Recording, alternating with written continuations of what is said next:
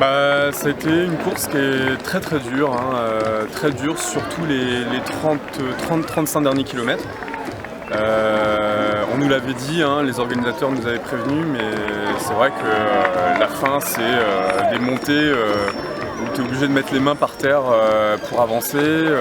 La montée du CAD elle est très dure, et celle qui mène, et la dernière montée qui mène à la tour, là, à l'antenne, elle est aussi très dure. Et les descentes ultra techniques, sur la caillasse, tu te flingues les quadrilles, donc la fin est vraiment dure. Et elle est d'autant plus dure que le début est ultra roulant, sur les plateaux, là c'est roulant et tout le monde en voit, donc on se prend au jeu et au final ouais, faut vraiment être super frais, quoi. Tout d'abord sur cette course à Étampillé, c'était ma dernière grosse course de la saison.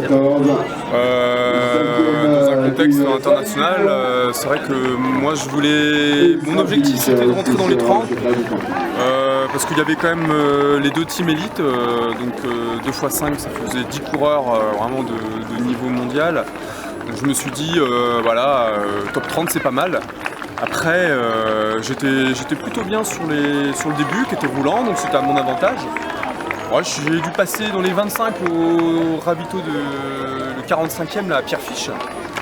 Mais le problème c'est que je me suis tordu la cheville comme ça m'arrive de temps en temps, coup sur coup à 2 reprises, 2 km après le ravito. Et je pense que c'est souvent des périodes de l'année où je suis fatigué. Et là c'est vrai que j'ai quand même beaucoup couru cette année, là c'était la dernière. Donc ça a été dur après, c'est vrai que j'ai continué au mental, mais je voulais pas abandonner parce que on était venu de loin avec Mathieu, mon collègue là, qui a fait l'assistance, qui l'avait fait aussi pour le Grand Raid du Golfe. Et on était venu de loin, donc c'était un contexte vraiment, un gros contexte international, donc je voulais aller au bout. Puis il y avait pas mal de gens qui me suivaient, donc je me suis dit je vais au bout, puis voilà, je vais essayer d'accrocher ce que je peux, quoi. Et puis au final, j'ai vraiment fait un gros effort dans la dernière descente pour essayer de rattraper du monde. Et puis j'ai tapé un gars à 200 mètres de la ligne. Je l'avais en visu et je l'ai eu à la fin de la descente et je suis 29e. Je suis vraiment content parce que les conditions étaient quand même pas évidentes. Et voilà, maintenant la saison est finie et puis maintenant c'est le repos et je reprendrai en décembre pour les crosses.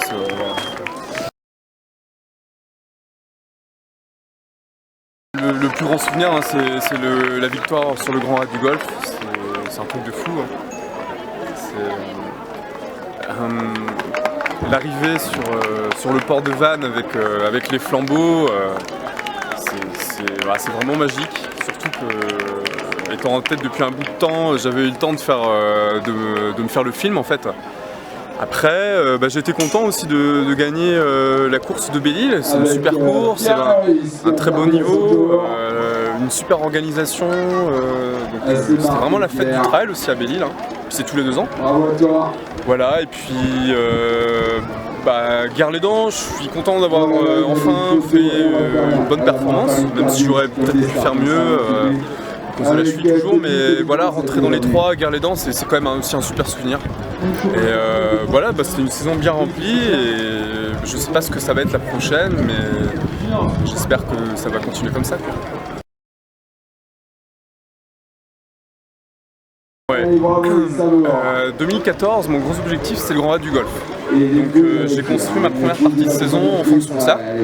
C'est pour ça que j'ai fait l'éco-trail de Paris fin mars, le 81. Un mois après le Bretagne Ultra Trail 118.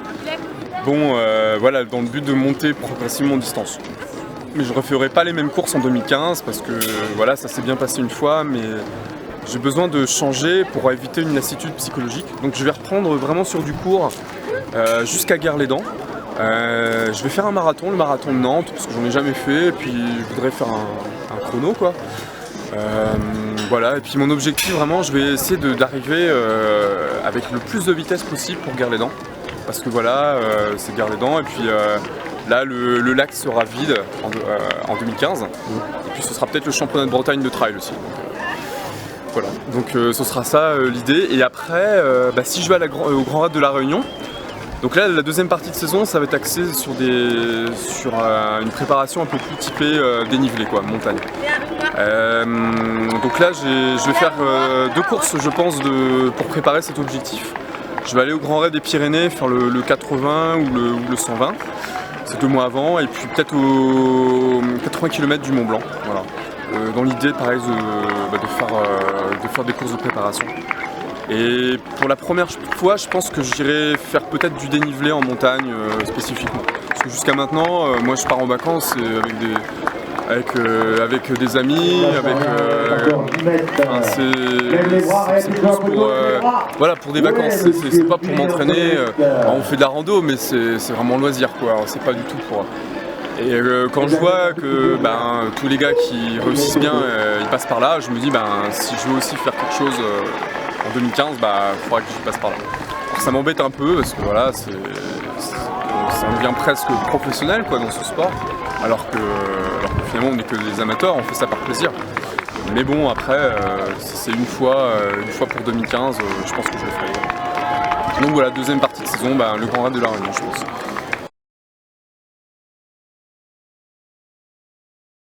C'est une bonne question. Déjà, on s'entraîne un peu aux sensations. C'est-à-dire que quand je suis fatigué ou que simplement les journées de travail finissent un peu tard et que j'ai pas l'envie d'aller m'entraîner, je le fais pas. Ou alors je fais juste un petit footing, quoi, mais sans séance dure, quoi, sans séance qualitative.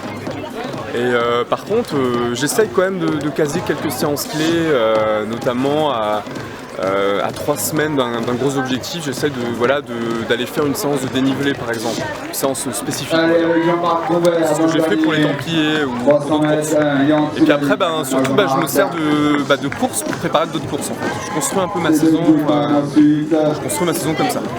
Après, je fais que des sorties courtes. En semaine, c'est maxi 1 heure. C'est 1 heure et c'est des trucs vraiment basiques, hein. C'est du 30-30, c'est du footing, du vélo, mais vraiment en moulinant. Des trucs qui laissent pas de traces. Et puis le week-end, quand je suis motivé, je fais du dénivelé ou une sortie trail, quoi. Mais qui n'excède jamais 1h45, quoi. J'ai pas trop la motivation d'aller m'entraîner tout seul 3-4 heures pour faire des sorties longues. Voilà. Bon, après c'est un mode de fonctionnement, hein. Puis ça m'évite d'arriver cramé sur les courses aussi. Parce que faire des sorties longues et après faire des courses longues, à un moment je pense que c'est pas bon.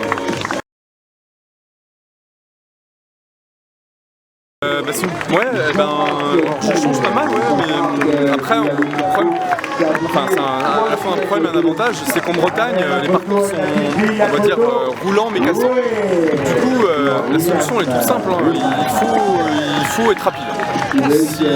Si t'es pas suffisamment rapide, tu peux pas prétendre à une première place ou même dans les premières places, quoi. Les gars ils sont tous rapides, hein. Donc la première chose c'est vraiment de travailler la vitesse, je pense. Et puis parce que après quand tu fais pas mal de courses, t'emmagasines en fait du volume. Donc ça c'est intéressant. Et puis après la deuxième chose, c'est vraiment de respecter en fait des périodes de récupération et d'assimilation. Peut-être qu'il y a beaucoup de gens qui se disent mais Vivien il court tout le temps, mais en fait entre des compètes je fais vraiment pas grand chose. En fait, j'assimile, je me réentraîne un petit peu et puis après je récupère.